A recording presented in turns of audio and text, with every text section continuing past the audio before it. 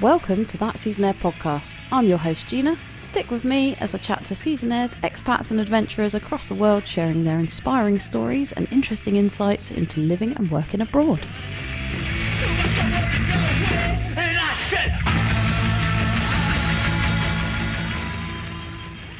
We're back, and on the first episode of Season 3, I catch up with the other half of the brother-sister duo behind Snowboard brand Brethren Apparel, the one and only Chris Kyte. Yeah, and then I managed to get another job at the mountain that same winter, like doing dishes, and I think I lasted like less than a week because then HR figured out they'd already fired me that season. They're like, you can't just do that. I was like, well, I already did. What's the problem? And they're like, no, fire me again. Oh no. And then This one has it all, from jail time and airport arrests to wise words and heartfelt advice. Tune in as Chris shares his experiences of chaos in Canada and mayhem in Morzine. Stick with us to hear how season life led him to create his own business, and listen right to the end of the show as we hear how Chris and his colleagues caused some bad press in the national news whilst working for a leading tour operator. And without further ado, here's the show. Chris Kyte, welcome to the show. thanks, Gina. How you doing? Yeah, it's good. It's good. Just got off the golf course with one of your previous guests. Mr. West? Yeah, I beat him. It's not often I get him, but today was my day. Really? Oh, yeah. Yeah, he's way better than me. Is he? Yeah. Yeah, he could have been a bit hungover too. So you've just got back from a stag do, right? Yeah, if my voice sounds a little hoarse, I've been being bad to it for the last few days. Where have you been? We originally went to go down to Lake Garda for the size stag there, but we got scammed. We had like this mansion booked and... What? Yeah, and the day before we got there, they cancelled it and then said that it was still available, but you had to pay double. Oh, nice. Yeah, nice guys. So we booked like these shitty hotels last minute on the spot, and then we ended up just getting loads of speakers and just hiking up into the forest and having some mad party just in the forest. That's so cool. Yeah, it was pretty good. It was pretty good. So, welcome to the show. Actually, before we get into it, we should probably mention that we've already had your sister on the show, Ashley. Yeah. She was the first episode of season 2, so she's episode 11, I believe. And she nominated you to come on the show. Did she actually nominate me? Yeah, I think she did, yeah. Oh, crikey. Yeah. Oh, very good. I missed that. I've listened to her one too, so... I think she did. I could be wrong, but... We may have to go back. we may have to go back and cut that out. Yeah, we'll have, no, we'll check. I should do my research on my own podcast, really, shouldn't I? But I wanted to get nominated, though. That's the thing. I was like, listened to a bunch of them, and I haven't been nominated. And I was like, oh, man. No, I'm pretty sure. No one thinks I got something to say. Tell us a little bit about yourself. Where are you originally from, and what's your current situation? I'm from Guildford, born and bred. Gully, all day, every day. It's a small little commuter town just outside of London. It's about a half hour on the fast train to Waterloo. Yeah, my current situation is I live in Meyerhofen all year round. I'm about, 15 seasons deep now, you know. I guess my situation now is I'm not really a seasonaire anymore. I haven't been for a minute. I just made the move because, coming back home every year, it's kind of easier just to stay. What was it that sparked your interest in living and working abroad? What kind of first gave you that idea? Oh, I knew exactly what I was going to do as soon as, I knew from, the last few years of school, I couldn't wait to get out of school. I was one of those people. I knew exactly what I was going to do. I was going to go directly to the mountains. I've been researching it for years. That's probably why I failed all my exams. I grew up playing competitive sport. I was in ice hockey till I was 18. Guildford is a pretty nice area, but there's still some rough parts, And so my parents definitely kept me in sport until I was 18, just so I didn't kind of mix with wrong crowds, I guess, or whatever. Yeah. And it was smart on their behalf, I was actually sent off to Canada when I was 16 for the whole summer, and when I was 17 for the whole summer. Oh, cool. I was in a performance camp for ice hockey which looking back now may have not been the best investment on their behalf, but you know, it did keep me out of trouble for an entire summer. I wasn't running around the estates or anything like that. But I always had this mad kind of relationship with Canada that I just, as soon as I left school, that's where I was going. I was going straight back to Canada. I was thinking about trying out for the ice hockey team there. I had a friend who was on the ice hockey team, and I watched her practice, and I was like, no, I'm going snowboarding. This is what I've wanted to do for so long. Yeah, I don't know. I guess if I hadn't been playing ice hockey, then I would have had more opportunity to do more snowboarding when I was younger, but I wasn't ready to give that up at that point either. And like Bracknell had a dry slope outside of the ice rink. Some people might have been there, but it's gone now. They're demolishing the whole thing. But sometimes I would go snowboard before training, you know, so I'd have a quick session on the dry slope before I went ice hockey training. But yeah, I just wanted to snowboard. I wanted to get my teeth stuck into it hard, and I knew I did from 14, 15, something like that. Yeah. When did you first go snowboarding? When did you get into it? I think I was 9 or 10. I went skiing once first when we were really young. And it's funny because Aisling, she didn't like it. She would like be in tears when like dad was like pretty mellow about it, I guess. And then mum was always like keen. She never got the opportunity when she was younger. And like she'd always wanted to do it. And she was really the driving force that like took us when we were young. Cool. But my mum's crazy active anyway. She's like 62 and her field hockey team won the national championships this year. And then a week later, she won her golf championship. What? Yeah. Go mum. Yes. She's hot on it. So yeah, she's always been like very, very sport driven. And it's funny as well, actually, because it's just one valley away. The first place we ever went skiing or snowboarding in Oberau in Alpachtal. So literally the valley next door. And I live here now. Yeah. You know, it's kind of funny how it works out. Circled around. Yeah. And now with the job I do, I was actually working 2 weeks ago on the exact same slope where I did my first laps ever. And the hotel and everything is still there. So what is it that you currently do? You work for Bag Jump, right? And you have Brethren Apparel. Yeah, I have two jobs. I'm one of the directors at Brethren. You know, we do our bit with the clothes. And it's been a tough couple of years, but things are turning around now. We've got basically a flagship store in Les Arcs next year. So if you're in Les Arcs, go check out Delay Savoie. And the NVM guys, they've booted out all their other brands and they've only got us in there this year, which is very cool. Very cool. And then I also work for Bag Jump, installing airbags and doing sales and customer service and stuff as well. Awesome. Well, we'll get back onto those bits a bit later. But first things first, where did you go on your first season? Yeah, that's kind of an interesting story as well, because my school did the International Baccalaureate. And I was actually head boy in my school at the time as well. Yeah. Cool. It's ridiculous. Chris Kyte, head boy. There we go. Yeah, well, I know. It's crazy because like, yeah, I did really good at GCSEs when I was 16. And then I was, basically my teachers like nudged me forward to go for head boy. And I just put a banner in the common room saying vote for Chris and I won. And then And so basically I didn't put any effort into the IB and I failed everything. Mm-hmm. So I had 6 out of 6 uni offers, but they were all conditional. Oh no. Yeah. So then I didn't get into any of the uni and I was like, fuck, what am I going to do? Because as far as I'm concerned, I had a uni place, but I was fully just going to go gap year snowboard. Mm-hmm. Like my head was never at uni. Yeah. You know? And then, but then I didn't have no uni place. Yeah. So I went to clearing and I went from engineering at Cardiff University to doing water sports and adventure activities management in Swansea University, which is just an HND.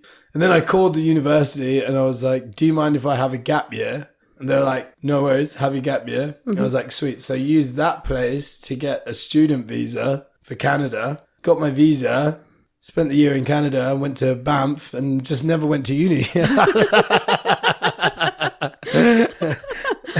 That's what you wanted to do though, really. Yeah. So. But that's a good way to cheat the system if you want. It's a really, really easy, like you just have to sacrifice your entire life and then, and then you can get your student visa and not go to uni. So you got your student visa then? Yeah, and then I shipped out to Banff in Canada. It was an amazing place. Yeah, I was very wet under the ears. I was very underprepared at that point. Like, just finding accommodation was a big issue. But what was the plan job-wise out there? Dude, I didn't even know. You just were like, I need to go snowboarding. Yeah, I just didn't care. You know what I mean? I hadn't actually I just had money. Yeah. And then basically I spent like almost all of it buying all the gear when I was there. Because I was like, I want good stuff. I've always used like shitty rental gear and whatnot. And I was kidding, like anyone who's been to Banff knows Rude Boys snowboard shop. Amazing shop. Loads of good history and stuff to it, but like I just went in there and I spoke to the manager, this mad dude with like ginger dreads, and I went to town, spent like thousands. No, it was like your student loan as well. Yeah, I know. I saved up a bunch, but like, I did not even prepared for life. You know, it was like I can spend all this money on my equipment because. What the fuck is rent? I'll get a job, it'll work out. Yeah, but it was fucked because I had a job for the mountain and then I went and got wild on New Year's in the bar that I worked in. Showed up for work 2 hours late the next day. They fired me on the spot, which meant I lost my pass and everything because I didn't buy a pass. And then, but I was so hungry to snowboard at that point, like it was crazy. So then I got another job that like my buddy Travis hooked me up with. I'm still friends with that guy now. And basically they had passes at this rental shop that you had to sign in and sign out. But you could only get them like 2 days a week. And I was like, not enough. And then so after a couple of weeks of this, I realized that there was other staff members that weren't using their passes, you know? And I was like, what the fuck? And then, so like started signing out their passes. Got busted doing that. Got fired again. God. Yeah, and then I managed to get another job at the mountain that same winter, like doing dishes. And I think I lasted like less than a week because then HR figured out they'd already fired me that season. They're like, you can't just do that. I was like, well, I already did. What's the problem? And they're like, no, fire me again. Oh, no. And then my last job was at Wild Bill's. And I ended up just buying a pass at that point.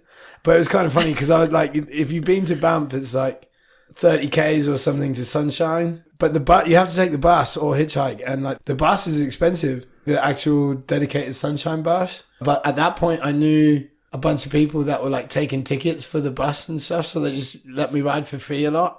But I was kind of screwed over if none of my mates were working. Yeah. You know, so you had to stand on the side of the highway with your thumb out for a bunch. But, you know, they're good with that over there. You can get around pretty easy with your thumb. You were like a proper Seasonaire then, like just blagging everything and like winging it. Oh, dude, I went hard. I had mad knee injury. I was just so keen. I was so hungry and...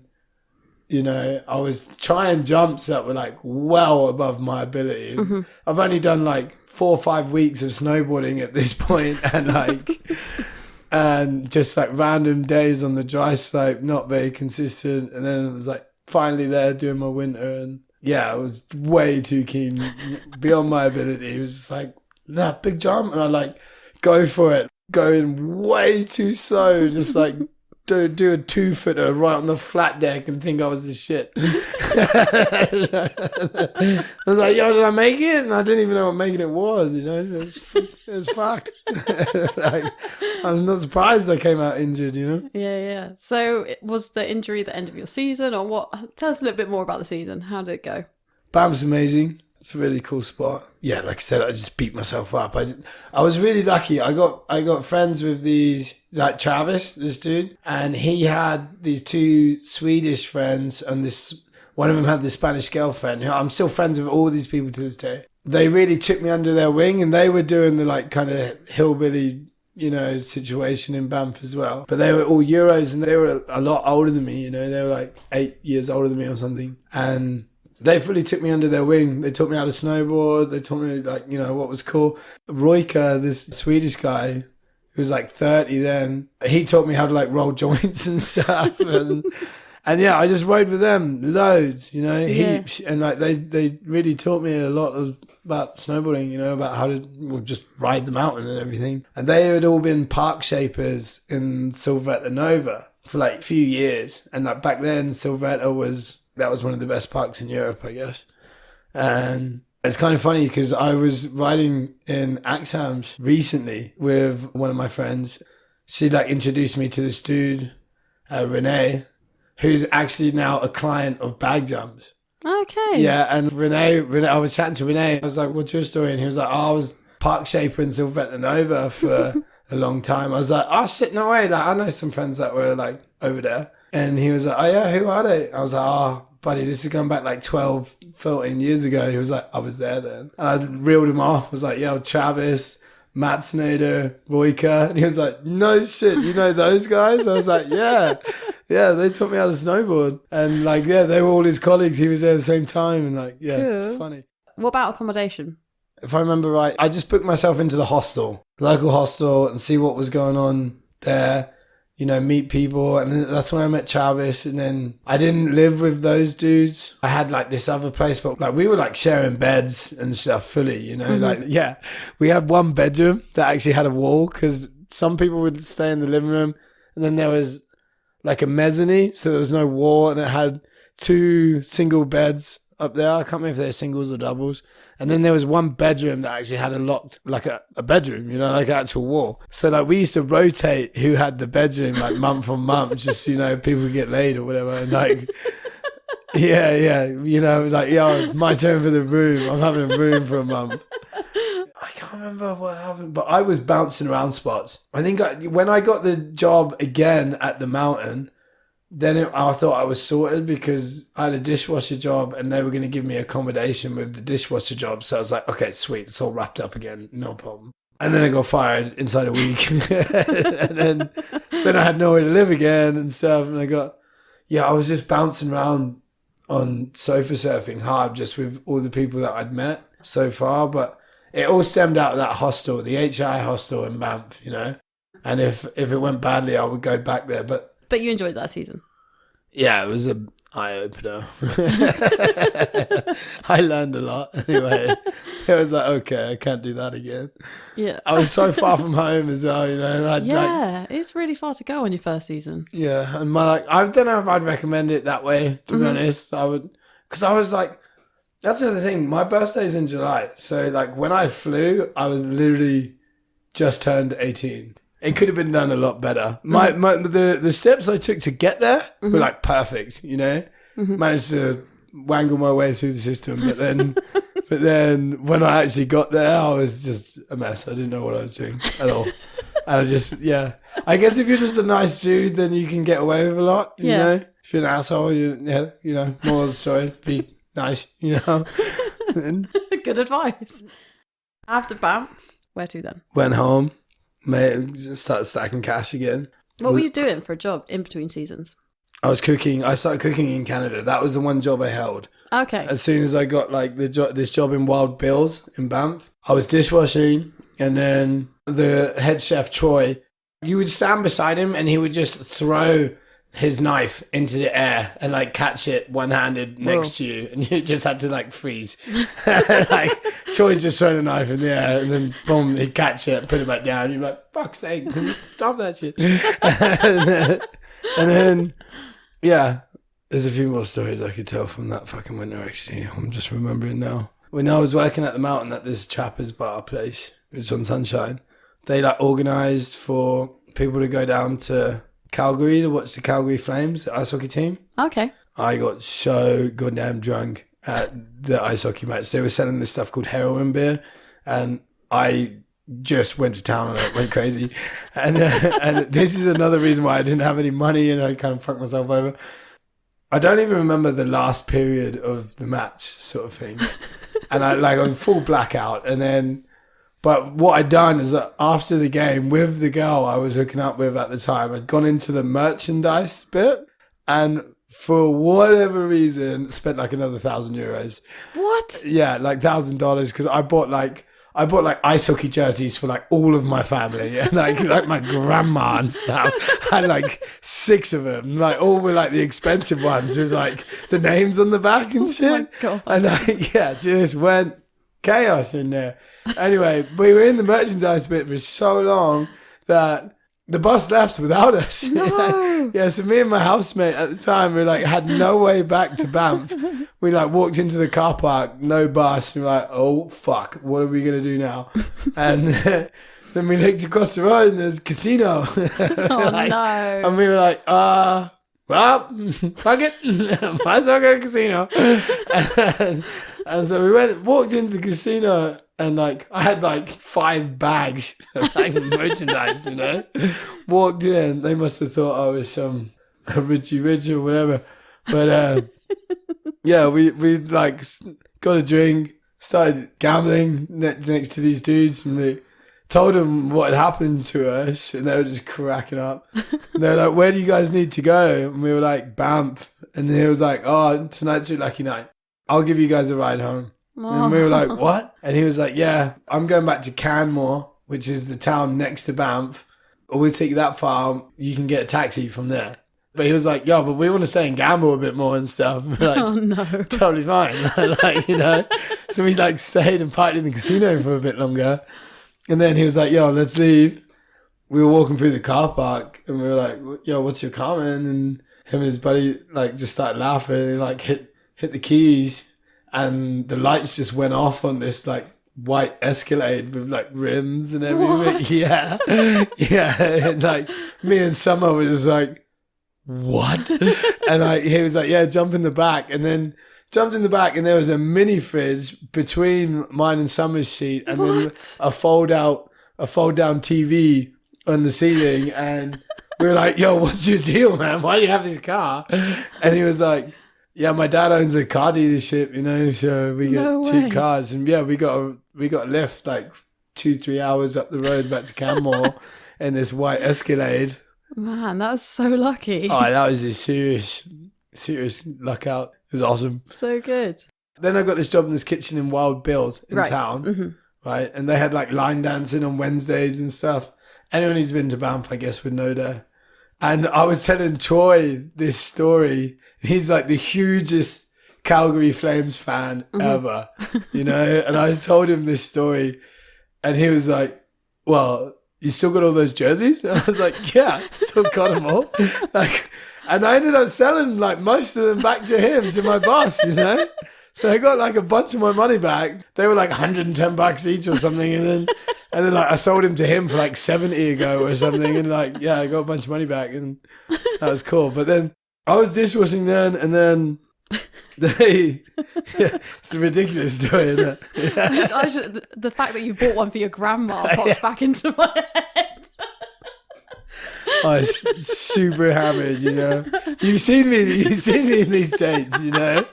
You know what goes on. I'm a very generous drunk apparently. But yeah, so then Big spender. Yeah. Anyway, so Troy, he turned around, like I was dishwashing and he turned around and he was like, they used to call me Brit and they were like, yo, Brit, you want to work on the line with the boys? And I was like, no, fuck that. You guys are way stressed. I'm just here washing dishes. This is chill. And then he was like, it's extra $2.50 an hour. And I was like, call me chef. Awesome. Oh, Yeah. cool. So you became chef. I became fry guy. Fry guy. Fry and wings. So later on, I basically from that point on, I cooked to make money for seasons. I was like cooking.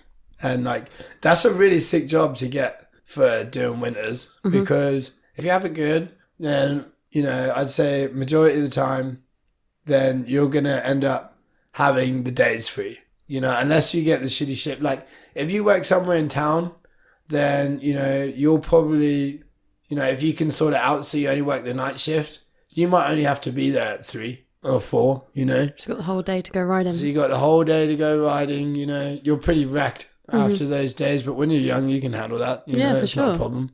As long as you don't get like, that was one of the things that did suck. I used to beat myself up hard in the park just because my want to be better than my current ability was, I'd take a lot of slams. Yeah. So I would hobble into work quite a lot of days and people would just laugh at me, They're just black and blue, walking in, coming into work, and be like, I'm fine. I'm totally fine. But yeah, cooking's a real good one. Majority of the time, if you work on a bar, normally those jobs are pretty hard to get. Certain places, like in Canada, those are the sought after. You can't get the bar job without spending, 4 or 5 years there. You have to work your way. Oh, okay. Yeah, that's like the coveted job over right. there because the tips are so good and you don't have to deal directly with customers. Like if you're in a restaurant and you're the barman, that's a real cushy spot. Whereas in Europe, the bar jobs aren't as they're a lot easier to get. Yeah. Like Scotties and whatnot, you end up working till 3, 4 in the morning. So that's not so good. So the kitchen job's actually real good. If you can handle that, because it's tough work. It's not easy. It's hot. It's greasy. Stressful. You got to clean the hell out of stuff, that's just minging.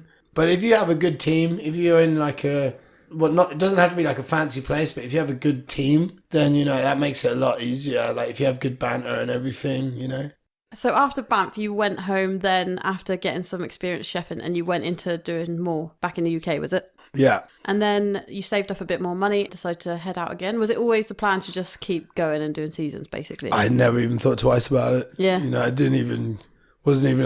I was so sure of what I wanted to do. And was the plan to go back to Banff or Canada in general? Or I was reading Snowboard magazines, and back then, like, Morzine was the spot to be. It was like, I hadn't read much about Meyerhofen at that point, in truth. But back then, all I heard was Morzine. Yeah, it was all in the magazines. But I knew I couldn't do it like the same way I'd just done the previous season. I just couldn't do it like that. So I ended up getting a job with TUI. Okay. Yeah, and I got a job. But bear in mind, my chefing experience at this point is like none, It's been working deep fryers and busy restaurants and that kind of shit. So I managed to blag myself a chefing job, and they gave me 3 options. Yeah, at that interview, I was supposed to bring an example of something I cooked. Just didn't even bring it. Oh my God. Yeah. Just like read the application wrong, didn't bring it. And she was like, have you brought something for me? And I was like, no. Yeah. And she was just like passed over that question. What's next, Next. And then at the end of the interview, she was like, well, I'm really glad we can offer you a position. And I was like, oh, awesome. And I was like, well, that went pretty good. And then, I've got a 100% track record at applying for jobs. Every single job I ever applied for, I got. Really? Yeah. Whoa. Yeah, no, I'm proud of that. That is really cool. How? What's your secret? I don't know. I really don't. I don't understand. I don't know what I do to people, but like I just so enamored with you, Chris. Yeah, it's fucked up. Like when I snapped my ACL like a couple of years ago, like I wanted to go to Australia to coach snowboarding, and I knew I wasn't gonna be able to go, but I carried on with the application anyway, and like did the whole thing. And they were like, "Oh, we're pleased to offer you a position." And and then I couldn't go. And then do you know who went and took my spot? Who? Like Ines, Tom's like El Flame, and then she snapped her ACL while she was out. Yeah, so it's fucked. Anyway, what were we talking about before? TUI. Yeah, sure. Yeah, they offered me the job, and they were like, "Do you want to go to Le Plan, fucking somewhere else, or Morzine?" And I was like, "Morzine, send me to Morzine. I want to go to Morzine." And that was 100% the right call, and also the loosest fucking season ever. Yeah, looser than the heroin biz. Dude, honestly, we were in the Guardian newspaper for being the worst hotel in the Alps.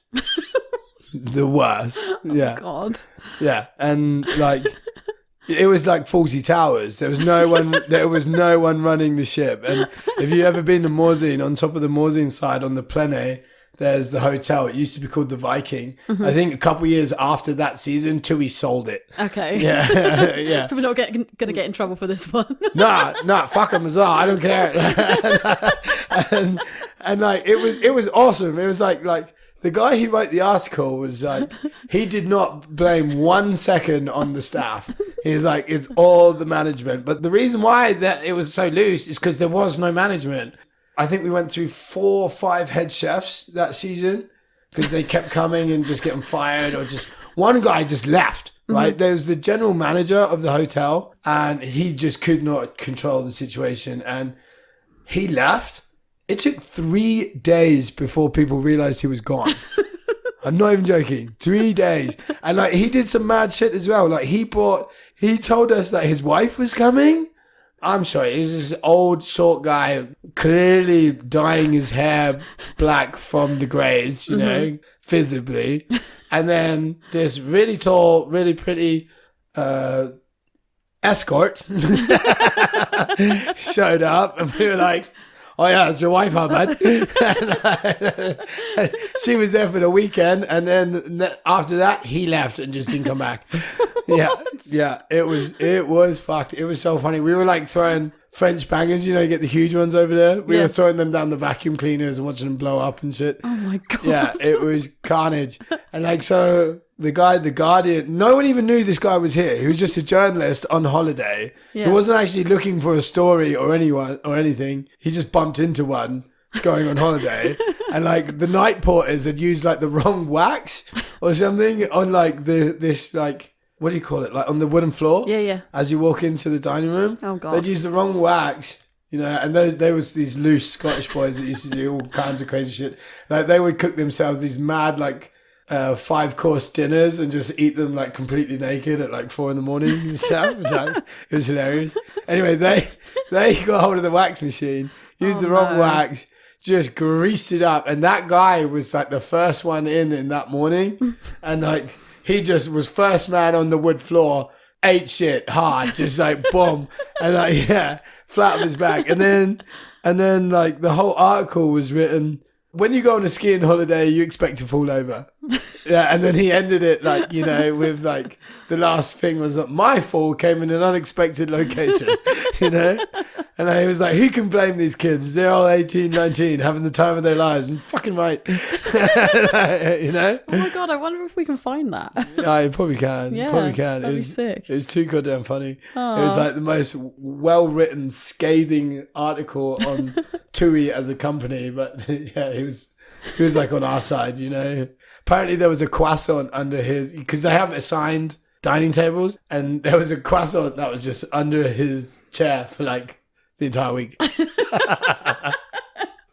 No one cleaned it up. It was awesome. And like, I was once late for work, always standard. And then I was just hungover in bed, and then all my chefs came down that I was working with, and they cling filmed me to this big piece of wood, this big 2x4. So like, I couldn't move. It was like being in a cobweb, you know, just with my head free on like a big stick. And they picked me up. So I was like horizontal being carried through the restaurant.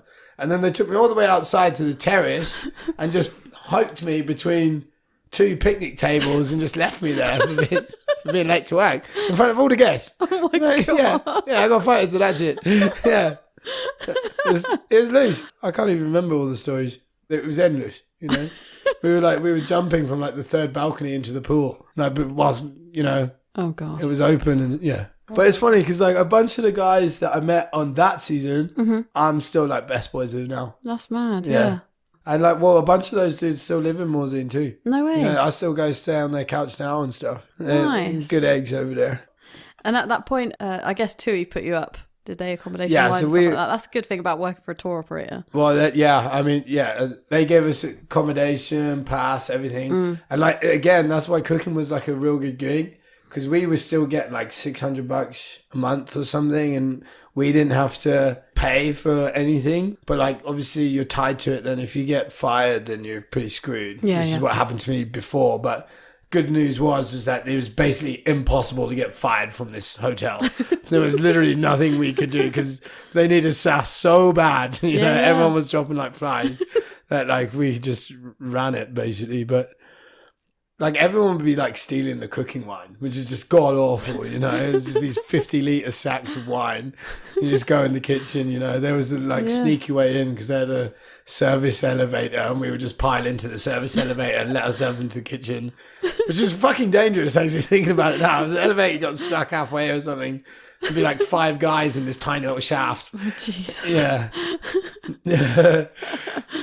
Yeah, how was your snowboarding at this point? I guess you'd probably... I was getting better. I won 2 awards at the end of that season. Oh, yeah? Yeah, you know when they give out prizes and stuff at the end? What'd you win? I got most likely to go pro. Oh, nice. And drunk of the season. Skills. Yeah. I was like, no shit. Yeah, I took those 2 down. Yeah, I had a very good time. And you know what's crazy as well? My chef, the head chef, the one that started, I got so loose for the first month there that I was like, right, I got to pump the brakes here. I want to actually go snowboarding. And like, you know, he made like this, I think 300 or 400 euro bet with me that I can not drink for a month. And I was like, fucking, you want to double my paycheck? All right, easy. And like, I got like 2.5 or 3 weeks in, and he paid me out anyway because he missed drinking with me. Oh, that's a good bet. Yeah, it was handy. It was handy. I needed it as well after that first month. Back then, that was when like Billy Morgan and everyone was on the come up, and like so like that's when I met those dudes, and like Andy Nuds and everyone was still out there. Mac McQuarter, Will Nangle, yeah, a bunch of dudes that did really well. Yeah. Snowboarding were all there at the same time, which is why I was so stoked that I made that decision to go there. There was a real hub back then. Tommy Bowers, all the Swill Posse crew, you know, Rowan Anderson, like met a whole bunch of like real sick shredders, you know. I always managed, I guess real can recognize real, you know, like even if you don't really have the skills yet, you know, if you've got the hunger or like you're clearly about that life or whatever, I guess it's easy to find the right people. Like Louis Paraka said it to me once. Real recognize real. I guess that's pretty important in everything. That stuck with you, that one. A little, yeah. So the first season Morzine was in the Viking Hotel. Then the next season after that was back in Morzine, but that was in Chalet Arthur. Yo, that was some hood shit as well. We had me, my buddy JJ, and my buddy Warren were all in the same room, but there was like 9 of us. We had 3 bedrooms. I think there was 9 guys. Me, Warren, and JJ, we slept a foot apart from each other. Literally, there was just like a channel between our beds. And it was mad because like Warren snores like a motherfucker, like the loudest snoring you've ever heard in your life. And JJ talks in his sleep. Like hard, and I'm not a silent sleeper either. So like our room just must have sounded like a choir, you know. But like we paid like 2,000 something euros each to share, to be in this room where you could barely walk. It was like just get in there, die, crash, boom. And we were partying hard back then as well. Yeah, I mean that season was just snowboard party. I didn't work that year. I had enough money. I did a bit of work, but I had enough money to kind of carry me through. But if you're doing seasons in Europe, one of the really good gigs, especially France, is cleaning. Yeah, the cleaning gigs are tight because you can like basically work the weekend. Yeah, you can earn like a couple $100 over the weekend, and that's enough to see you through. That should be enough to see you through the week, unless you drink too much. You know, but yeah, that's a really good way of doing it if you don't want to work like full time. But that is one thing I kind of regret from my previous winters, is that I would always work. Like, it's a good way to do it if you want to get loads of snowboarding in. But what it does require is you to kind of sacrifice your summers, and you go like a dog and work all summer. Yeah. But looking back now, you know, like Wesley did it pretty good. He managed to do some like seasons in New Zealand straight off the back, right? And if I'd have done a bit more work when I was in season, then I wouldn't have been like so committed to having to make all that money in the summer. Yeah. So I think a little hindsight, I'm not saying work full time or whatever, but like yeah, even just being able to go do like big surf trip or something, or like do the surf season in the summer, I never did that. I definitely regret that now. Yeah. But I was short-sighted back then. I didn't really care. I wasn't interested in anything else. I just was like, I want to snowboard. I want to get better at snowboarding. Yeah. Nothing else really mattered. And I was skating like a lot in the summer. But again, I wasn't very good at it either. So, like, you know, I took a lot of work. And then, but yeah, like now, like if I think about it now, then I'm like, maybe I missed a beat there. So after your second stint in Morzine, where did you go after that? I went to go do the NZ season, and then I got arrested in the airport. Okay. Yeah. Tell us a little bit about that. Care to elaborate? Yeah, I got thrown in jail in Queenstown with a male hooker. Oh my God. Yeah, he had pink hair with yellow spots. Okay, what happened? Talk us through it. I got, basically you just don't have any drug paraphernalia in your bag when you land. Like, I didn't even have any drugs, but I had a pipe and a grinder, and that was enough for them to throw me in jail. Really? Yeah. Oh, wow. So, and they were like, they couldn't even bust me for the grinder because I had all my chef's knives and everything at that point. They were like, this is a grinder. I was like, this is a herb grinder. And I was like, look at all my chef knives. Yeah, They're like, if we test this is going to show up weed. And I was like, it's not a legal item anyway. Yeah, but the pipe, I can get away with it all. And then I confessed to, like, I shouldn't have said what I said, but I was very wet under the ears. I was still like 20, I think, at that point. Yeah, I got thrown in jail. And they were like, you're not coming in. You can go back to Australia. I'd been to Australia for a month before. Had a hoot. Yeah, then they flew me back there, and I actually did, like, some road trip up the side of Australia up to Cairns, you know, the classic one. And then I went on to Canada after that and went straight to Whistler again, like, checked myself into the hostel. It's the only thing I knew what to do. That was, like, pre-Facebook and everything. Checked myself into the hostel, just, you know, meet some crew. But I actually found a place really quickly that time because I met these two dudes in this bus stop, these two French Canadians. And I spoke like pretty good French at that point. I've been in France for like 2 winters. And so I started speaking to them, and they were like, oh, we just found this spot actually that would be really good. It's only for like 2 months, but it will be good whilst we're trying to find another spot. But we need a third guy. And I think I'd been there like 2 days.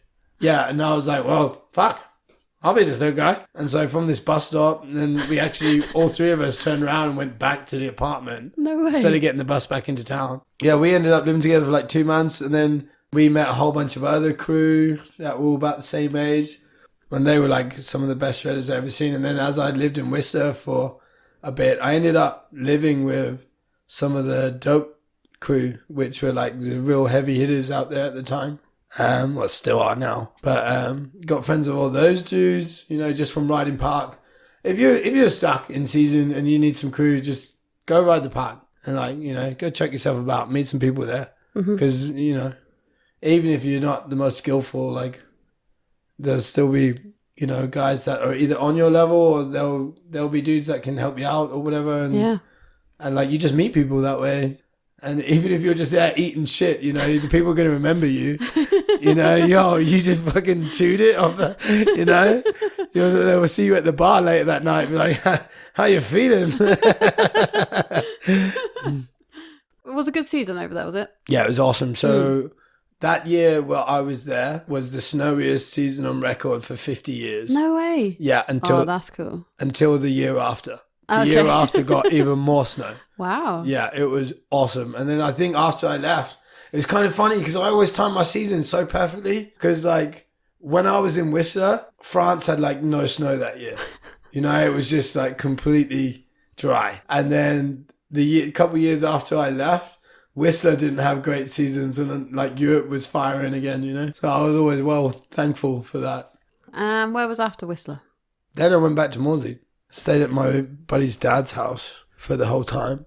After that, I did season at home, actually. That was when I was starting up the company, and I was just dome shred every weekend without fail. It was either going to Hemel or Milton Keynes, which is super fun. If you're trying to get your skills up or whatever before you go away on season, then the domes are so good. If you figure out a way to get some cheaper passes, because it's not the cheapest thing, or either that or you just stop drinking on Friday night. You know, spend your money there. Yeah. But I know that not all the domes do park nights every week anymore, but if you buy one and you got the park night, it's awesome because you can have like 100 laps in an hour and you never have to worry about the weather. You know, it's always a sunny day inside. And so, yeah, I would recommend. And like, it's all year round too. I learned a lot in the dome. It was cool. Yeah, I would recommend a bit of dome shred if you've not done it before. I think it was John Marion who said that I think he learnt to do his first qualification in a snow dome. But it worked out that it was more cost effective to do that than buy like lift passes. For sure. So he like invested in the actual doing the qualification to be able to just ride, and then actually came out the other side with something, which was pretty cool. There's always a good vibe at the dome. There's always a bunch of local shredders and stuff. Chances are you'll probably see them on season somewhere. You know, if they're into it for the same reasons you are.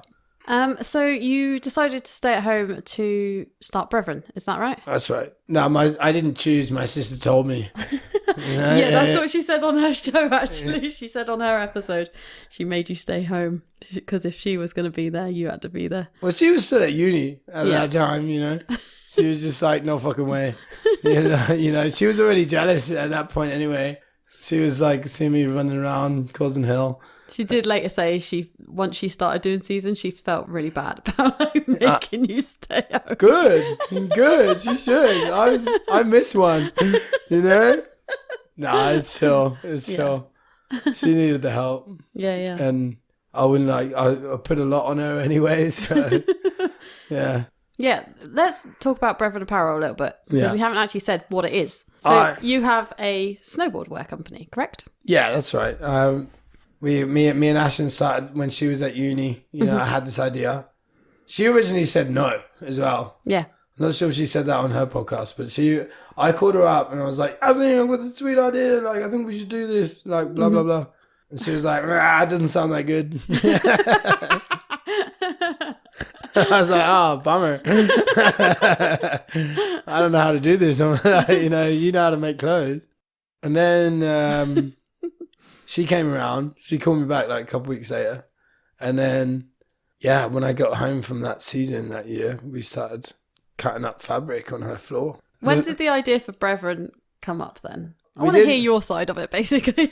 We didn't have a name or anything like that. We just had a product that we thought was cool. So, like, that was the Thug Rug, you know, and that was like this hood. I had one that I dug out of my parents' ski stuff, this mad hood, and I'd seen, like, some hero snowboarder, you know, like Chris Bradshaw and stuff. I had, like, seen video clips of them wearing, like, similar items, and I found one in, like, my mum's stuff, and I, like, ran downstairs and was like, Mum, whose is this? Yeah. And she was like, it's yours, isn't it? I was like, fuck yeah. You know? So I was dead stoked. I took that away to Morzine for the season. I wore it all season and it was awesome. And I only found out like a couple of years later that I was just wearing it wrong, but I didn't think it actually worked properly. I had like these tags, like these toggles down in front of my chin, and they always hit me up in the goggles, and I was like, this is a really bad design, but actually it turns out you were supposed to wear that behind your head and like pull it in, and I just had it wrong. But anyway, I was like, man, I tried to get a new one because it was all beat up, and I couldn't find one anywhere. No one had them in any shops. And then I called it Ashik, and I was like, this is just like a little bit of fabric, like we can make these. And she was doing the fashion student thing. So like I said, I called her and was like, I got this idea. I was in this bar in Robinson's in Morzine, if you ever been there. And like, I was trying to think of a name for them because like my head was just spinning on this idea. I was like, this is a good call. And then, you know, when like you're just deep in thought and the whole room's kind of talking around you. Yeah. And then I just burst out of nowhere like, Thug Rugs! I'm going to call them Thug Rugs! And I thought it was like an amazing idea, but when we actually built the company up bigger, like turned out loads of shops and stuff hated the name. Really? Yeah. It's such a good name. Yeah, they didn't like the name of it a lot. And then, and like, because we called the product Thug Rugs, and originally we wanted to call the company like Brotherhood because they were hoods, you know, brotherhoods. Yeah, some other guy had taken it, and then we just shoved it in a thesaurus. And out came Brethren, and we weren't sure about it, but then, Yeah, we both talked about it. And it's funny because it had like a bad stigma like for a long time. But like now I think it's actually, you know, that whole kind of era where using that word brethren is kind of gone. So I don't know, it's different now. I go through waves with it. That's awesome. So you stayed home that winter. Yeah. Missed a season, but you did set up the company, which is pretty cool. Now you have your snowboard brand, which is awesome. Yeah, it's expanded a fair bit since then. And yeah, like I said, we got flagship store next year. It's been like 8 years now, maybe 9. And then I did a season in my van. And that was because I was trying to put my product in as many shops as I could. So I just toured everywhere, just stepped in. And that was so ghetto. I was like so stupid and so many times, you know. But luckily, so at the same time, I was doing my snowboard instructor's tickets. Okay, cool. So I was traveling around working with like Lewis and Vico, making money snowboarding. But like the good part about it was that job had me going to loads of different locations. So it like worked hand in hand with what I was trying to do anyway. Yeah, I did that for the whole season. Yeah, at that time I was coaching the RAF snowboard team. Oh, cool. Yeah, so they actually hooked me up with this minus 40 degrees sleeping bag. Oh, no way. And I'd done the shittest job insulating my van. So that thing literally saved my life like multiple occasions, you know. I'd wake up in the morning and there was like stalagmites like frozen on the ceiling of my van. And I was like, what are you doing? I had a really sick sleeping bag that like zipped up to it would just leave like a hole for your nose and mouth. Yeah. And that was the only like gap. And I had like a big down duvet on top of that and stuff. And I had everything that I owned was like under the bed, including all like the samples and stuff that I had to go show people. So it's like really like moist in this room, you know. I still managed to get my shit in like loads of different shops. Cool. So yeah, I don't know. Yeah. And I was doing that like ghetto way as well. I wasn't calling and making meetings or anything like that. I didn't know what I was doing. And I was just marching into shops. That's what I mean. I was just here, there and everywhere in the van. If you're going to do that, I would suggest you prepare a lot better than I did.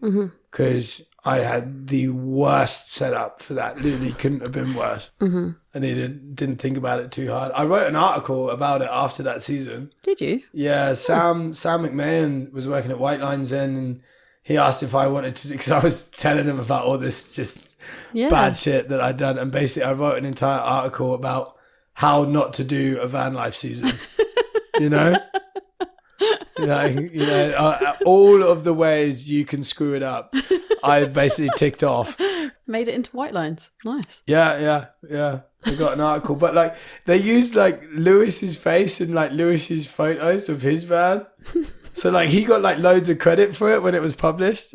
Everyone was like tagging him, being like, "Sweet article, Lewis," and like it was me, and like, you know, and like it wasn't even like it was ghost written or anything like that, you know.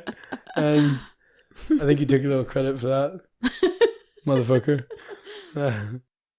So after that season in the van, I went to Innsbruck a bunch of times on that winter, and I thought the city was so dope. I thought it was so cool. And then I ended up getting an apartment there next September. And then I ended up moving in with Lewis and my sister. Yeah, and we had this 3-bedroom apartment in just out on the outskirts of Innsbruck. That was awesome. At that point, then we're not really doing seasons anymore. You know, then it's like we've made the move. Yeah, committed. Brethren was kind of... That was going good. And it's also kind of shitty to move every 6 months. You know, after you've done it for like 6-7 years. I know other guys do it, you know, season in, season out. But I was like, I had too much stuff. Yeah. You know, I didn't want to move anymore. It was like, fuck this. I know that feeling. Yeah. Let's just post up somewhere for a minute, take a breath. Yeah. So we did that.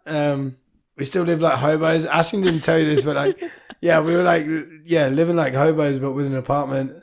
I got in from drinking one night.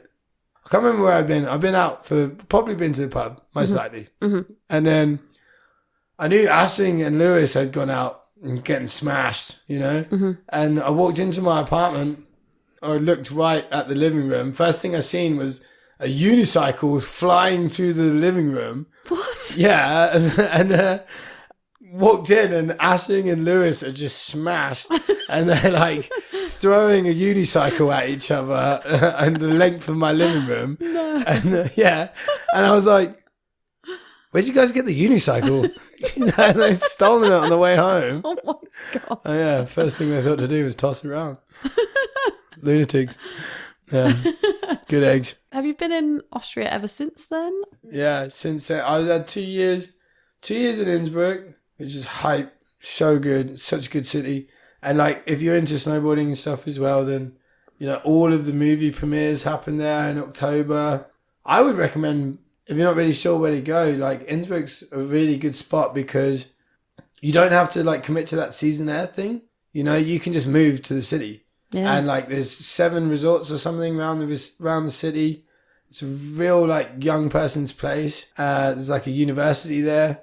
You know, there's just loads going on, and there's a lot more. It's a lot easier to get accommodation there, even if you're a young person and whatnot, because they kind of cater to that. Mm-hmm. I basically, when I moved there, I was a bit gutted. I didn't know about that or Austria in general as much as when I was younger, because maybe I'd have made some different decisions or whatever. But yeah, I was so stoked to be there when I got there. Yeah. You know, I was like, whatever. I think I was 27, 26, 27. But yeah, it was awesome. It was a really cool. Really amazing city, and like, yeah, you just don't have to commit to that season life. It's a fully functioning. You can go get a regular job. If you want to go get office job, you can find that in Innsbruck, you know, like I got now. I had 2 years in Innsbruck, and the one downside, which isn't really a downside, is that you're just a little bit further away from the resort than where you could go snowboard than where I'd been living previously. Like Morzine and Whistler and everything, I managed to get accommodation that was still right close to the mountain. And I've always been able to walk to the lift. Mm-hmm. It's such a luxury, you know, but I kind of always had that. So I was kind of annoyed when I didn't have that in Innsbruck. And I ended up spending a lot of time in Meyerhofen anyways when I met Rolly and Wesley and everybody. And then I ended up moving up here. Mm-hmm. Up to Meyerhofen like 2 years later, just because I wanted to walk to the lift again, you know? But I don't regret it. I love it here. So when did your job at Bag Jump come about? When I was still in Innsbruck. Okay. Yeah, I got kind of headhunted for that. Oh, nice. Yeah. I got put for, I was trying to get a job at the skate park. Mm-hmm. And then this guy, Fabio, I knew, he was like, look, I don't have a job for you. Mm-hmm. But I played golf with my friend Martin the other week. He needs a guy and you'd be perfect for the job.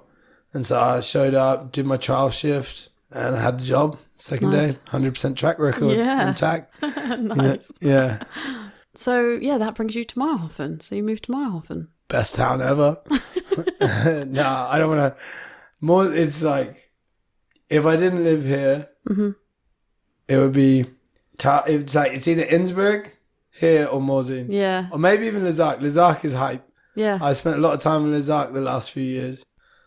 That's one thing I would recommend as well about doing seasons and stuff, is don't get kind of allow yourself to get into the uncomfortable spots in a sense, because if I'd have spent a season in Lizark, I'm pretty sure I'd be near enough fluent French by now, because all of those guys would have refused to speak English as much as they do, you know. And I always feel bad at my French has now suffered hard since I left France. Yeah. I don't have the confidence anymore, but it helps you so much being able to know the local language. Zillertal German is a completely different thing anyway. You know, it's very difficult to learn. No excuses or nothing, but it does, you look at the guys that can speak good German, like Daddy Dave and everybody. Yeah. And their life is a bit easier, I would say. Sure. Daddy Dave makes his life more difficult for other reasons, you know. Shout out Dave Deprez. Yeah, but even Westy, Westy's, he's got it dialed. Yeah. And he's doing real well. Yeah. And I think it opens doors rather than closing them, you know. For sure. Tell us a little bit about your pandemic experience. What was that like? I actually did loads of traveling in the pandemic because I have to travel for work. So I was over in Sweden, setting up airbags over there. Oh, yeah, of course. I had a visa exemption for Australia. Yeah, I had like a COVID pass and visa exemption because I was working on stuff for it was government contracts. It's for the Team Australia, the facility that they've got down there in Jindabyne now. And No way. it was mad. I had all this paperwork saying that I was like exempt, and no one even checked it anyway. I walked straight through the airport, and there was a police lady at the bottom. She was like, "What are you here for?" I was like, "I've got to do work for the next 2 weeks in Jindabyne." And she was like, "Oh, okay. Where do you work at?" And I was like, just told her what I did. And she was like, "Okay, on you go." And she didn't actually look like, could have made that completely up, but I wasn't. But Yeah. No quarantine, nothing. Nothing. That's so mad. Yeah. Although I did get fucked over in Oslo. Yeah, I flew into Oslo and I blew a little posse there as I walked through the airport. Oh, no. Because they test you as you land. Yeah. So I had 7 days isolation Oh, shit, really? in a random hotel in Norway. Did you have any symptoms? No, I didn't know. That was the worst part. I was like, I felt totally fine. No symptoms. I was just locked in a hotel room. Yeah. And I was really annoyed as well because they didn't come and test me again. They were supposed to test me again after a couple of days. And they never did. And so I had to just stay in there for the duration. Also, it was the second time I had supposedly gotten COVID. Oh, God. And I just was completely unaware. Yeah. Symptomless. I got that iron stomach, It's because I'm permanently hungover, COVID. Bullshit. It's child's play. Yeah. You have no idea the punishment I put this through. What I'm going to do is just move through the questions, I think. The questions that I ask everyone, if that's all right with you, if you've got some time. From your experiences of the visa application process, so your dodgy student visas, etc., do you have any advice you can share with our listeners to help with the process? Yeah, I would do that paperwork very slowly and thoroughly because I had a visa application fail. That was why I came back to Morzine. I would have stayed in Whistler. Oh, really? Yeah, but I had a visa application fail and then I ended up getting arrested anyway, but it's another story. Another story where you got arrested again? In the airport, thrown in jail in Vancouver this time. What? Yeah, it's happened a few times. Okay, do you want to tell us about that or are you not allowed? No, I can tell you it sucks. It's not a great story. I had a visa application fail because I missed one date. I had to date one item on the visa application and it was missed. And I failed because of that. And then some other bullshit happened and then, and then I ended up in jail again. Long story short. Then I was thrown out of Canada and I was banned for a year. But I've been back like 4 times since then, so it's chill. I want to ask what happened, but I also... nothing bad. I went home. My grandpa was sick, and 2 weeks before I went home, because I had my visa application fail before. When I returned to Canada, I just went on a 6-month tourist visa, which you don't need to apply for if you have a British passport. You're allowed in for 6 months. Whilst I was there, one of my friends, she put her knee through her shoulder. Like destroyed her right side of her body, basically. Whoa. Yeah, she fucked herself up bad. And she was doing cleaning for brand new builds. They were putting up loads of houses in Whistler at that point. She was going to lose all of her contracts if no one went and did like all these cleans. And so I went and did them. I was just like, yeah, no worries. Like I'm the only one that's kind of free. And then my grandpa got real sick at the same time, and so I did the contracts and then just flew straight home. It was only like 2 weeks work. Yeah, but basically I never got paid. I did them, and then when I was there, I was at home for a few weeks, and then I was, I had to go back to Canada at that point. When I flew back in, you got to remember I was there all of when I was 16 in the summer, all of when I was 17, like 10 months when I was 18. Then I was back there when I was 20 or like 21 or something. And then when I was 22 as well. And so it was all in my passport. And the border office lady, the first set, she was like, how the hell are you coming back and forth from Canada so often? And I was like, well, I just am. Yeah. I'm able to. She put like a number down on my landing card and I was like, oh, that doesn't look good. And then I got pulled over into like the second check. If you have certain numbers in the line for getting through customs, you get pulled over into this other room. Anyway, so I got pulled over into the other room. Yeah, I guess they didn't like my story. They made me surrender my iPhone. And they went through my iPhone messages and then had seen these messages from Mars about doing this work. And I was like, I was helping her out. I was doing her a favor. I was helping a Canadian, and she just didn't buy it at all. And I had to really bite my tongue because this lady that was interviewing me was Asian. Like, she was clearly of Asian ancestry. The entire time, I just wanted to burst out. Somebody's obviously looked the other way in your family history, haven't they? You know, like, I really wanted to fucking let her have it, and I've never bit my tongue so hard. And anyway, so she refused my entry into Canada. I was thrown in jail again. You got to be clean as a whistle going through borders, you know. And like, even though I hadn't actually done anything wrong, like, I was going to get paid for those 2 weeks' work, but you know, I figured it was cash. It was pretty safe. And like, 99 times out of 100, it would be. But it's just because I had left the country and then came back in. At that point, it was a bad idea. But you know, when your family's not well, you go and see them. So, yeah, for sure. Yeah. Anyway, get this. 5 years later, went back to Canada for the first time since after living there for like a couple of years. Set up the company, done it, and like, it was the year I was in the van. I just went back to Whistler for a month. And like, the whole thing was like to try and open up some shops there as well, because I had been successful in Europe. And sure enough, get to Vancouver. This time it was just like an X on my landing card. They just put like an X in a circle. And I was like, well, that one doesn't look good. And then I like got pulled over into the same room. And I was like, oh, fuck, here we go again. And then walking up and down, like, you're in like a line, you know, and like they have like different offices and they just take you case by case. Walking down the line, this same friggin' bitch that was so smug with like catching me the time before. Oh, and I was, and I was like, oh, that fucking bitch. and I was like, I'm going to get her again. No doubt, like 100% it's going to happen. And then sure enough, you know, I get closer, and I was like, oh, she's free. And I was like, it's going to be me for sure. And the guy in front of me, he gets this Chinese dude, he gets like pulled over with this huge, great big like white styrofoam box.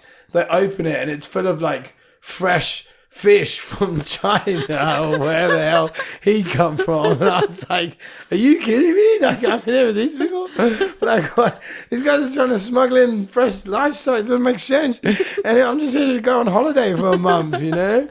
Anyway, sure enough, same fucking bitch. Yeah.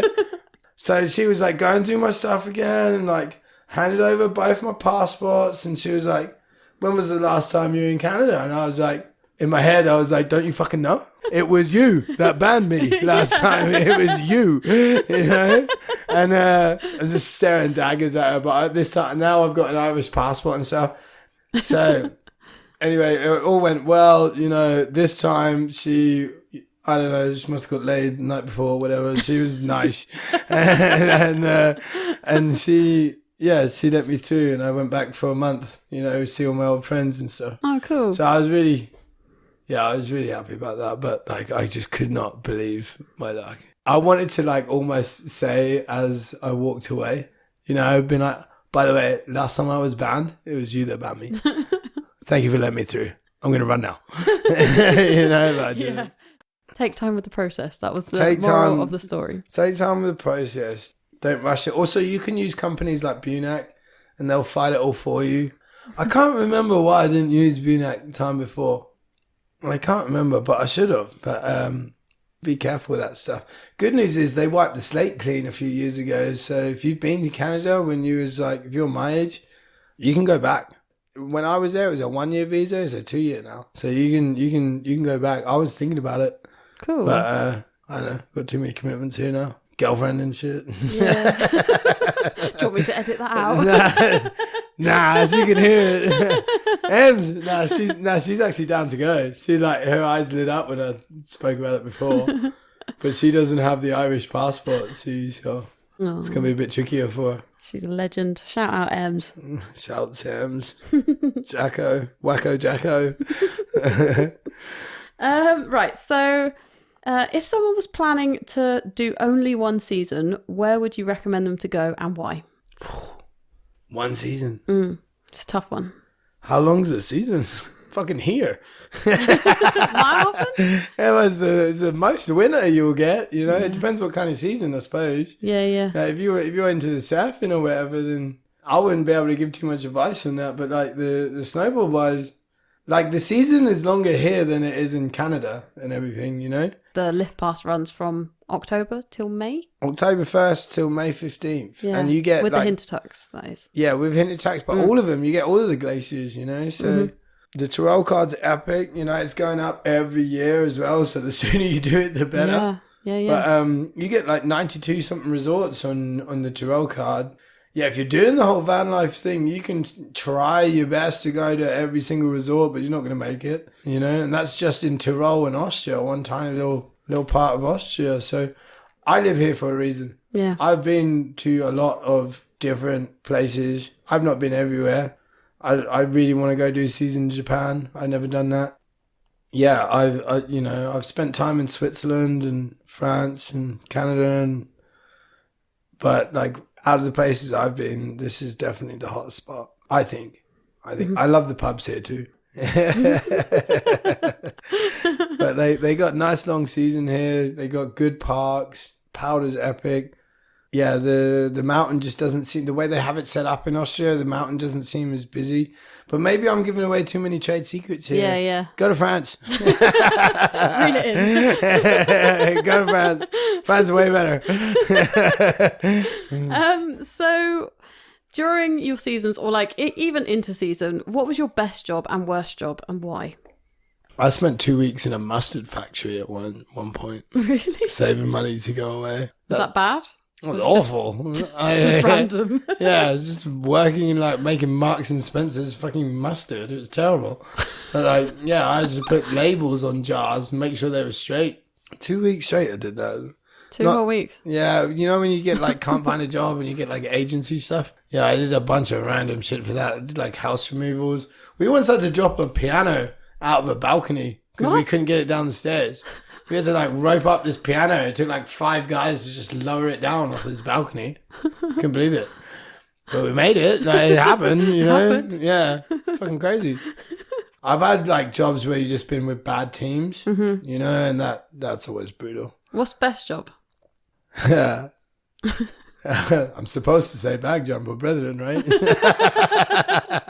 It's got to have its own perks, having your own business, doesn't it, really? Yeah. Do you know what? I really enjoy coaching. I understand why I didn't want to do it when I was younger, but like now I'm not doing it. I actually like miss it a lot because it's really nice to be able to pass on the stoke a little bit, you know, especially if you've been like doing it for a while. I don't want to do it all day, every day, but like I get really pumped on teaching beginners some days, you know, because, you know, getting those first turns, it's like quite a bit of an achievement. And like their face, they're so delighted, you know, they're so elated. Yeah, that is always really nice. But like, obviously if you're doing that all day, every day, that's going to get real old real fast. And I don't do so much of it. So it's kind of nice. Yeah. The thing with running your own company is there's so much like highs and lows. I can imagine. It's a proper roller coaster. Bag jump is hard work. That's like, but it's also like you get to do epic shit. You know, I've been on site with like some really cool athletes and just like dope people doing like the most nuts shit you've ever seen. You know, like you see what the motocross guys can do on the airbags and stuff now. It's like it's pretty cool. Where was your favourite season and why? Oh, that's got to be the Viking in Morzine. Just because it was, Is that the first Morzine? No, the first one. That was the one in the hotel, the Faulty Towers. That was where I met everybody. I was 19. It's where I met a bunch of friends I still got now, and like 19 fucking years old. Yeah, and you're like, you don't give a shit about anything at that age, you know. You know, that was full 2 sheets to the wind. Crazy. Like, we would do things like they would only let us down the mountain on that season to go party in town like 2 or 3 days a week. But sometimes we just went anyway, you know? And like, we would put 2 sets of bin bags on our feet, and like, it's middle of the night, it's like the snow has just been freshly groomed. We put our gloves on, and we'd just be on like squat down and slide down the mountain with these bin bags on our feet and just do the whole Plene run. And we end up soaked, going to town, party anyway, and then have to walk all the way back up the mountain like 3 a.m. And it was nuts. That is nuts. Yeah. So, where is your favourite place to snowboard? Fuck, wherever there's good snow. Yeah. I don't know if I found that place yet, you know? Yeah. But well, like, you said Whistler was pretty fucking Whistler was deep. Whistler was, yeah, I don't know, wherever the powder's good. Mm-hmm. Like, you can have a good day anywhere. If it's street rail or anywhere, you know? Like, it's, as long as the snow's good, the vibe's right, you can have a good day. But you get a lot of those days here, that's for sure. But also, like, whenever... I had one of the deepest days I've ever ridden in my life in Avoriaz this winter in December. Really? Yeah, 100%. Like I met up with my old pal JJ there, and like we went and rode POW in Avoriaz, and it was like, it was some of the it was like full Japan snow. Nice. And yeah, we were with Gumby from Man and Wolf Beer. Like JJ took us into this zone, and it was just like bottomless snow and fully untracked, and we were going to call it a day, and we went and did that spot. And then Gumby was like almost in tears at the bottom. It was so good. And we went lapped back around and did it again. That's amazing. Yeah. In your opinion, what's the best thing about season life or being a seasonaire in general? I guess when you're like a seasonaire, you're like kind of between spots. You know, you haven't really committed to the rest of your life, you know? So that's like the dopest part about it, is like you're carefree in them years, in them moments that you don't really have any responsibilities. You're still figuring it out, I guess. And I guess that whole sort of process and journey is the best bit. But you got to be careful too. Make good decisions that feel right, and like follow those. Don't get too deep into the party either, I've seen guys get chewed up by it as well. Or like guys that never want to leave. If you want to keep doing seasons, effectively, like I am currently in, I guess, then you have to give up a little bit of the seasonaire life, to make it sustainable. Yeah. Because those years when you're like, I'm a seasonaire, you're sending it hard, that's going to blow up eventually. You can't drink and pint like that. I don't know. But maybe that's just me and my friends. I don't guess you don't have to drink and party constantly, but people do. They do. Can you tell us about a challenge or difficulty you faced during your seasonaire journey, and what did you learn from it? Well, I had heaps of challenging times, all money related. Yeah. Yeah, for sure. All because I was a dickhead with my money as well. Ashling has always been real sick at it, but I've never been able to budget. Money in my hand goes straight to the bar, especially when I was younger. I got a better grip on it now. Learn how to budget, definitely. Yeah, that will help you volumes. And if you can learn it when you're young, it's going to be so much easier to apply it to other things when you're older. The way I used to deal with that problem is that, I would just go earn more money. If I felt like I didn't have enough money, I'd be like, okay, I need a second job. Instead of being smarter with the money that I actually made, I would just be like, no, I just need to get more. Yeah. So I had but that was a good trait of mine. I wasn't scared to do more work, but actually looking back, if I'd have just been a bit smarter with my money, then I wouldn't have had to work so hard. I would have probably had more time off, So. Yeah. What's one thing you wish you had known before going on your first season? How to manage your money. Yeah. Rent. I didn't do well. I don't know how I survived some of those first seasons, to be honest. I don't know. Well, one thing I wish I'd known? I was just very wet under the ears, to be honest. I was very immature. I think there's a big difference between 18-year-old girls and 18-year-old boys. And that's something about that particular age. Girls just seem a lot more sort of together. If you you can see it. And boys are just loose. And I don't really know. I think I was just unprepared for the planet at that point. Even things like, I would fuck up my laundry and stuff. I still do that shit sometimes now. I like accidentally, like last year, I accidentally left like a brand new black sock in with all my white laundry. Oh no! Fucked everything. You know, had like literally grey shirts, but they were all like grey and streaky and stuff. Oh no! So I'm still making them mistakes now. Like, you know. Yeah, I think just a little more life prep would have been good for me back then. There you go. Yeah, I fucked up a lot. I'm there spending thousands of dollars in merch and Calgary Flames games. 18 years old, thinking I'm the shit. Yeah. Class. Are there any opportunities or unlikely experiences that you wouldn't have had if you hadn't gone on your first season? Well, like them and every other one since, you know. I've never been scared to like try. Like, I don't know, I grew up in a family where like there was a little bit of support there. So we were allowed to sort of fuck things up. And I fucked up like so much, you know. It's like kind of the way I learn, you know. I have to get it wrong a bunch of times and then I'll get it right. As long as you're just open to, you know, new ideas and all that kind of. Definitely don't be so strict. Like, there is a plaque on my parents' kitchen that says "Only dead fish go with the flow." Aisling mentioned that in hers. Yeah. But like, you know, having a bit of that, like a bit of go with the flow, definitely doesn't hurt. But I guess it depends what crowd you're with. If they're gonna get you into some shit, then don't go with the flow. But. I smoked a lot, right? So like my crowd was always kind of that snowboard, skate. There's some big green smoke billowing out the back of the skate park, you know. And I've met a lot of my friends through, you know, that kind of culture. I don't think there's anything wrong with it. Some people do, whatever. Fuck them. I'm not going to hang out. Yeah.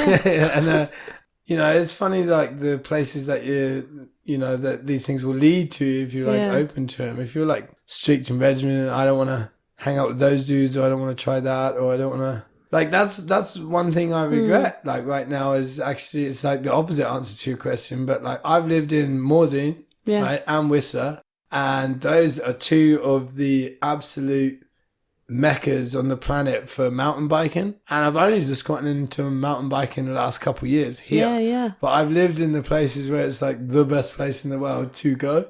I was narrow-minded. Like back then, I was like, I don't want a mountain bike week, like, and I was only into skating or whatever in the summer. Then I missed out on opportunities where I could have tried mountain biking out in the best places to do them. Throughout your travels, which place feels most like home to you? I always love rolling back into Morzine, I can't lie.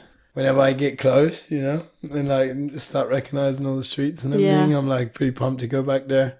Like, Mayhov's been my home now the last 4 years, and it feels like home. I don't see myself leaving here. I got a good set of crew here, playing golf with Westy and going riding with all the guys in Innsbruck in the summer on the mountain bikes and stuff.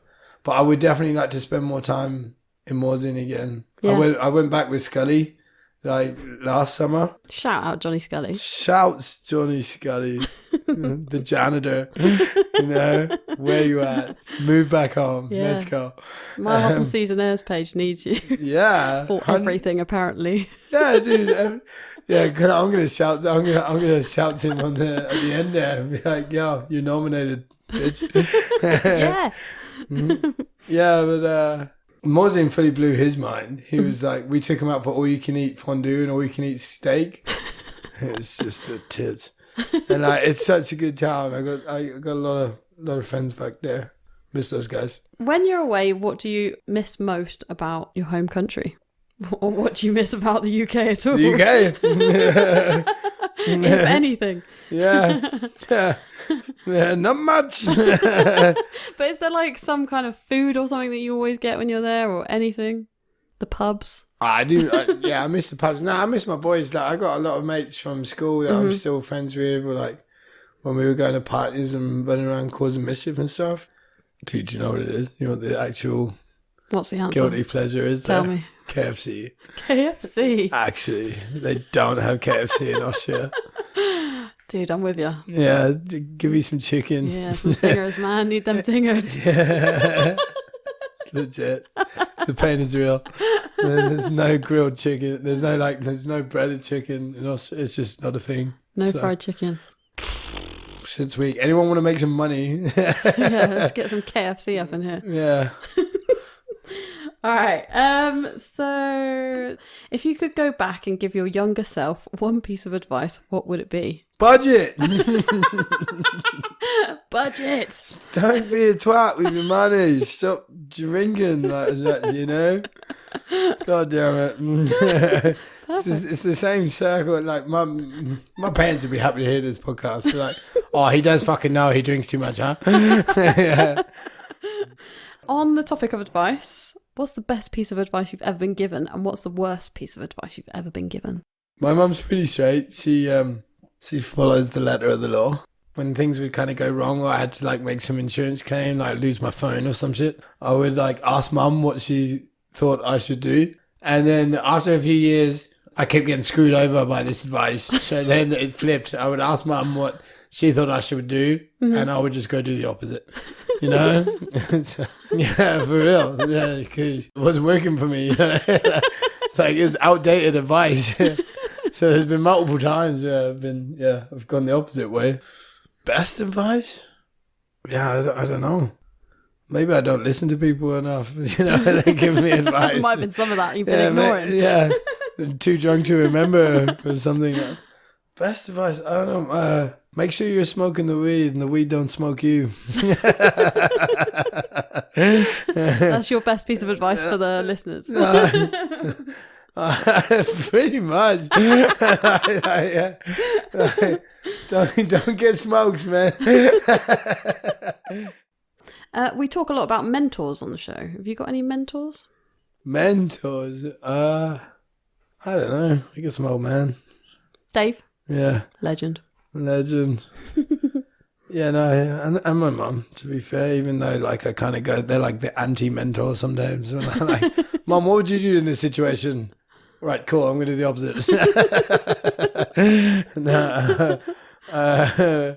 Maybe my problem is I don't have enough mentors, you know? Just been left to wander. You know, I said like coming up on my own, like with my sister. We had some advice. Dad helped us a lot there. Yeah. Yeah, our grandma just passed away. She was a big mentor. She was, oh, June Kyte, R.I.P. But yeah, she was the real figurehead in our family. When we would, when we need some serious sit down advice, we go to Nan. But again, like, you know, I think that's all relative, to be honest, because they can only speak from their own perspective. Like, I think you have to be careful with advice, like the way it applies to you, which I think is exactly what I was doing with my mum now. I've had a lot of people who like pull me to the side and give me shit, you know. But I don't know if they're mentors. I think they're just my mates looking out for me. Yeah. I mean, like, yo, you know, you need to wind it in, right? And like, yeah, okay. I should probably simmer down a little bit here, you know. It's funny though, because none of those guys live in my oven. Yeah, you won't find them here. Not the sensible ones. Yeah. Like you've had them on the show. Molly and Wesley be charging off into the night, you know, 100%. Do you have any quotes or sayings that you live by? I've been waiting for this moment because I got one. Okay. Do you not know it? I think I do. Yeah, I think it wasn't the one that Aisling said. I don't know. On her podcast. What? Don't break the law while you're breaking the law. That's my go-to. That's my swear down, live by, blah blah. Don't break the law while you're breaking the law. And why is that? Because you don't want to draw attention to yourself. If you're in a situation where you have to potentially do something people might consider illegal, make sure you do that within the confines of the law. But the problem is that I've spent too much of my life under the influence of alcohol. This is going to be tough to edit. Yeah, this is going to be a tough one. Okay, don't break the law while breaking the law. We'll leave it at that. Don't break the law while you're breaking the law. It's my golden rule. Do you have any books, movies, podcasts, anything like that that you can recommend to our listeners that have helped you on your path? Or can you name something that has inspired you recently? What books? I've been reading Billy Morgan's book actually just now. Oh, yeah? Yeah. Cool. Yeah, it's sick. Nice. It's got a terrible name. It's called Drop In. It's actually a really, really good book.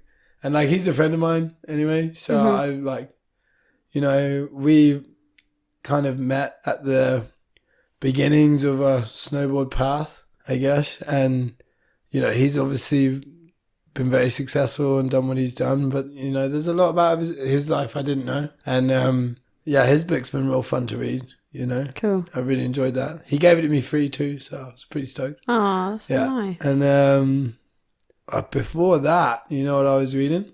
Atomic Habits.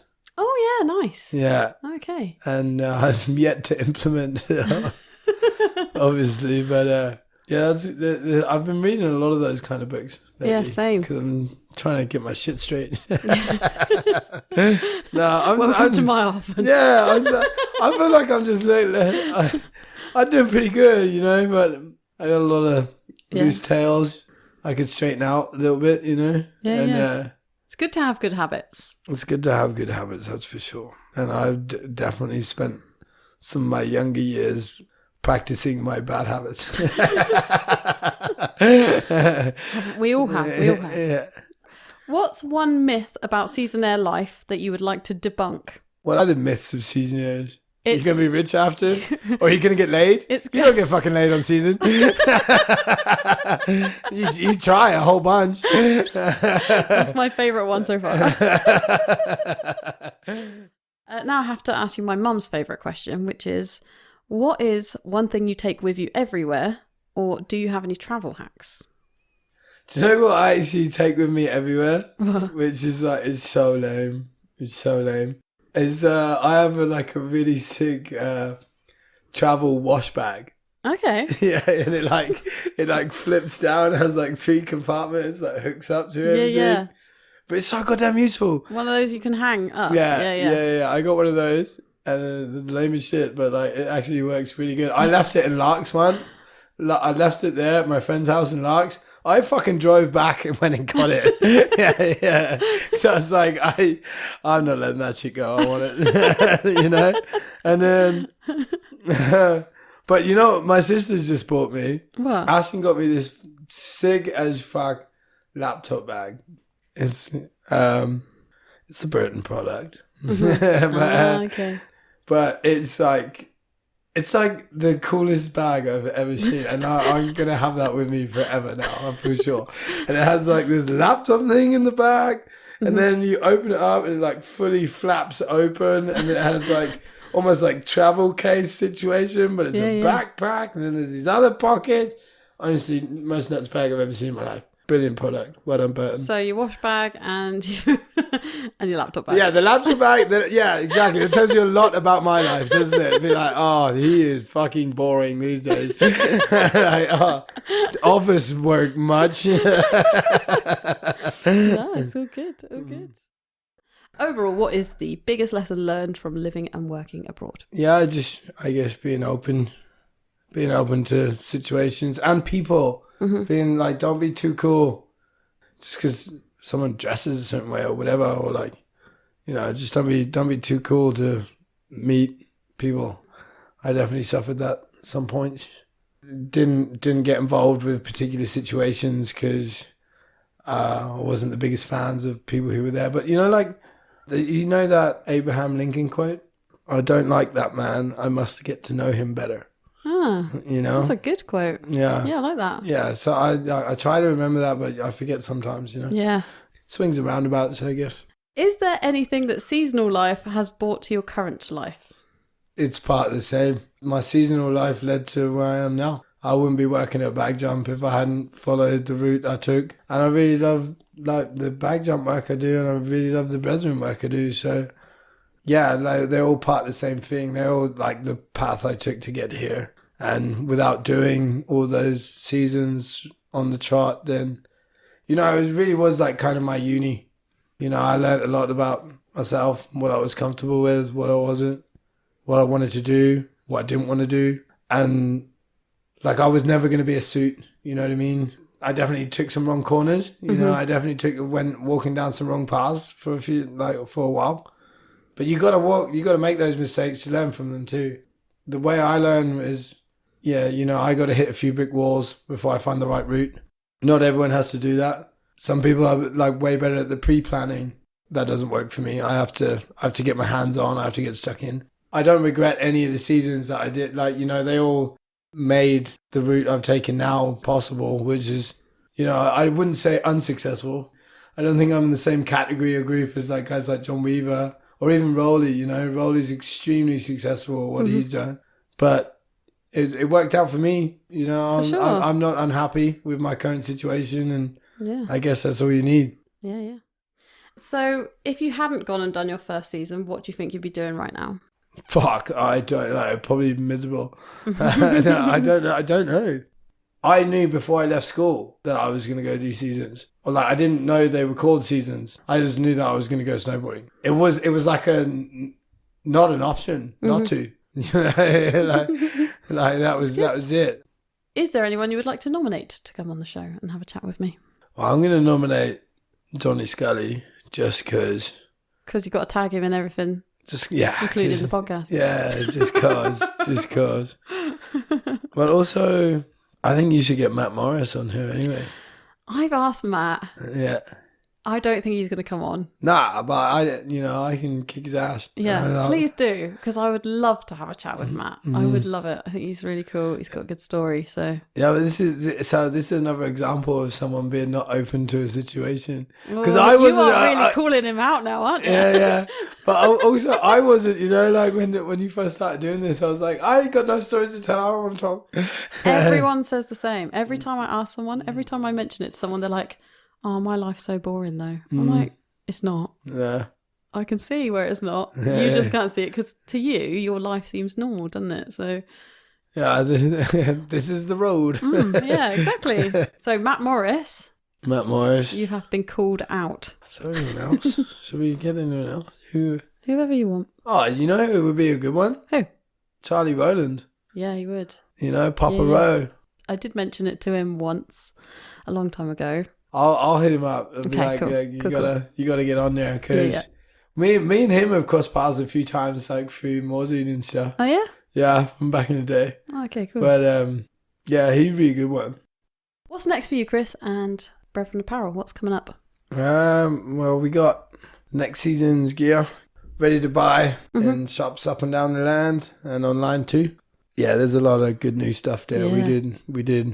We got some new bibs that are looking real hot, and yeah, we worked hard on it, so and it really is the best stuff we ever made so far. So it looks amazing. We work away at it. We get better every time.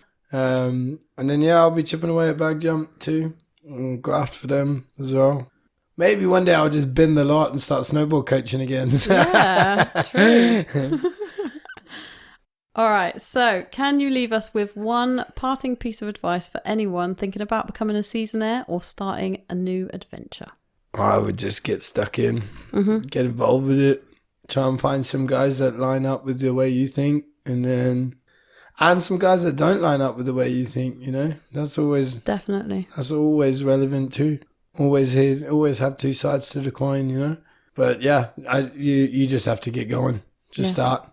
Get enough zeros in the bank account before you set off, and then don't look back. Don't check that rear view. Keep going.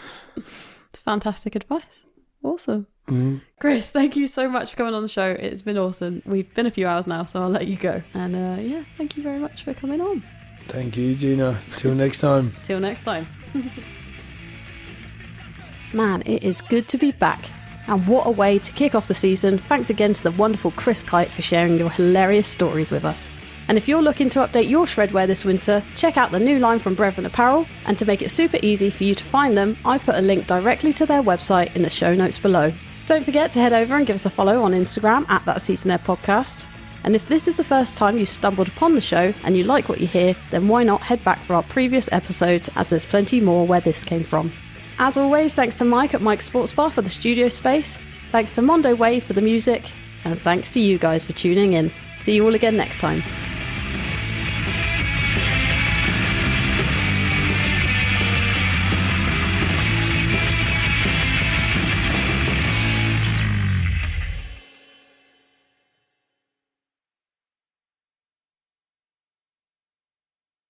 Gina's radio. Gina. I want to get a few of those in. Gina. They got me on record, you know.